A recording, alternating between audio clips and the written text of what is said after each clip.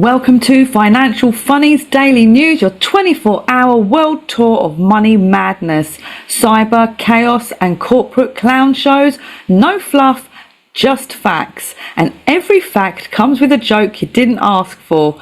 I'm your host, Demi, here to make markets less boring or at least more laughable. Let's dive in. First up, Europe and the digital euro.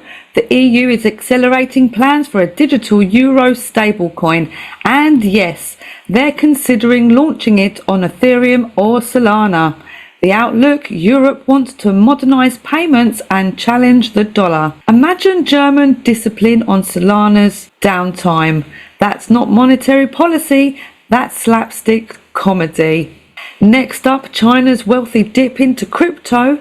UBS reports overseas Chinese family offices are now allocating to about 5% of their portfolios to crypto. Even cautious billionaires are starting to treat Bitcoin like an actual asset class. When China's elite are in, you know the casino has officially opened the VIP table. Moving on, the dollar's slow decline.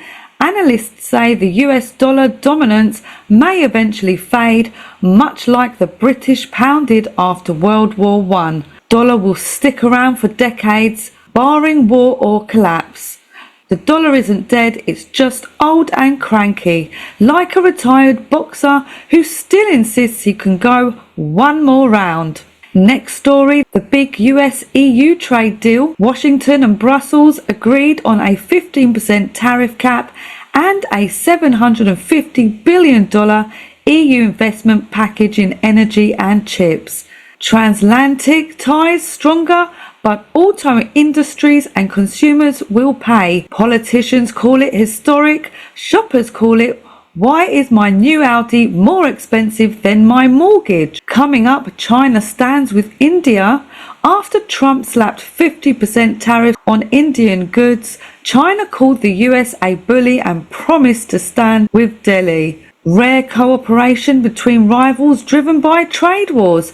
Nothing unites enemies like hating the same guy. It's like high school but with nukes. Not really. They're all in the same bed together anyway. Iraq's economy circus. Iraq is juggling it all.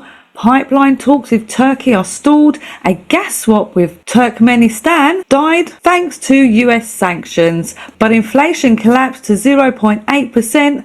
Gold reserves rose 55% and a new team is chasing a credit rating upgrade. Some wins, but geopolitics still tie their hands. Iraq's economy looks like a circus act, juggling flaming swords while riding a unicycle on a tightrope. Do you know what that means? No RV. Move on. And speaking of moving on to the Pentagon, the US is stockpiling cobalt for the first time in 30 years, up to $500 million worth of defense use. Prices rise, dependency on China shrinks. When the Pentagon hoards shiny rocks, it's not about EVs, it's about war. Always follow the minerals. First up in US politics, Trump dodges $464 million fine. A court overturned Donald Trump's $464 million fraud penalty, calling it excessive. Fraud finding still sticks. He saves cash, but legal battles continue. Next, crypto politics. The CFTC launched a crypto sprint initiative. The DOJ says it won't prosecute DeFi devs unless they meant harm.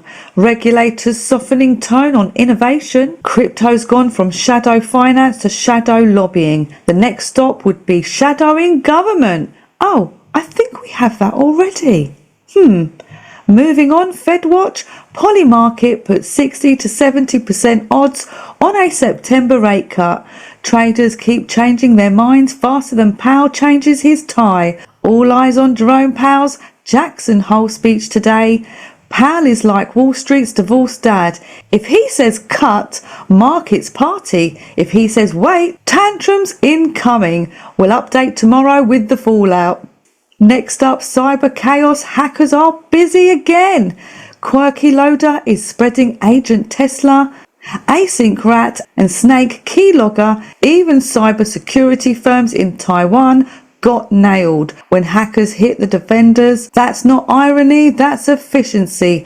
Half of organisations failed password cracking tests this year. One attacker's got valid accounts. They succeed 98% of the time.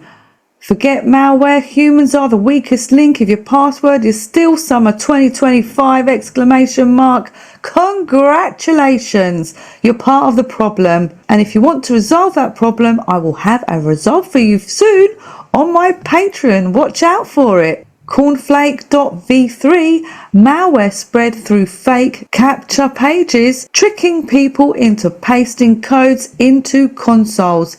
That's not hacking, that's Darwin Awards IT edition. And finally, 4 new Commvault flaws allow pre-authorization remote code execution. If you didn't change the default password, attackers already own you. Default passwords are basically a love letter to hackers. Stay safe, guys.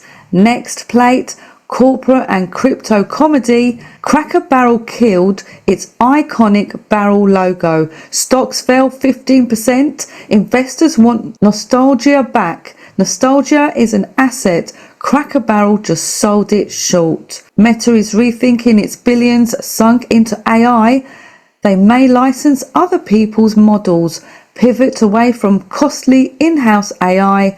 Meta's AI is starting to look like the metaverse is in a trench coat. And Kanye West YZY token is down 75% in 24 hours. Another celebrity pump and dump. Buying Kanye's coin is like trusting his album release date. Fun while it lasts, but don't bet on the rent money.